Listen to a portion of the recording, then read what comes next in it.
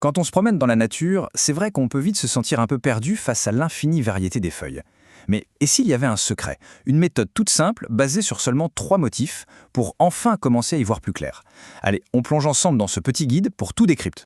La grande question, c'est donc celle-ci. Comment on fait pour lire dans les feuilles?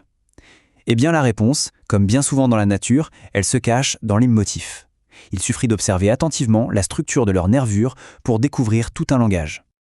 On commence avec notre premier motif, les nervures qu'on appelle pennées. L'astuce toute simple pour s'en souvenir, c'est de penser à une plume d'oiseau. Gardez bien cette image en tête, elle va nous servir de guide pour toute une catégorie de plantes. Là, la structure est vraiment très claire. On a une nervure centrale bien marquée, qui est un peu comme la colonne vertébrale de la feuille. Et de chaque côté de cet axe, on voit partir les nervures secondaires. L'image des arêtes de poisson fonctionne aussi très bien.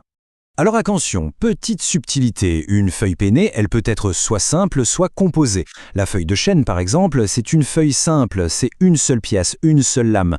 Par contre, la feuille de glycine, elle, est composée. Ce qu'on pourrait prendre pour plusieurs petites feuilles, ce sont en fait ce qu'on appelle des folioles, toutes attachées à un même axe. La structure de base en plume est toujours là, mais elle s'applique à un ensemble.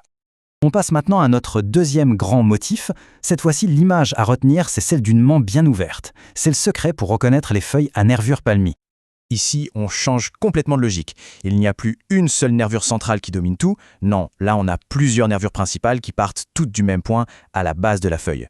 C'est exactement comme les doigts qui partent de la paume de la main. Et bien sûr, on retrouve notre fameuse distinction simple ou composée. La feuille d'érable, par exemple, même si elle est très découpée, c'est une feuille simple. C'est une seule lame avec plusieurs lobes.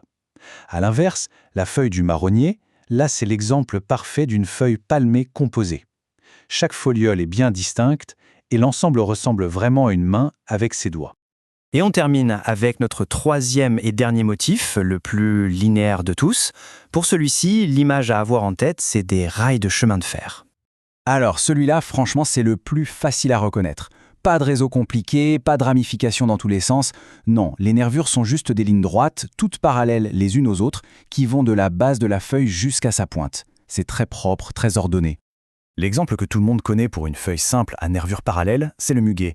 On voit très bien ces lignes sur ces feuilles. C'est d'ailleurs la signature d'une immense famille de plantes, les monocotylédones.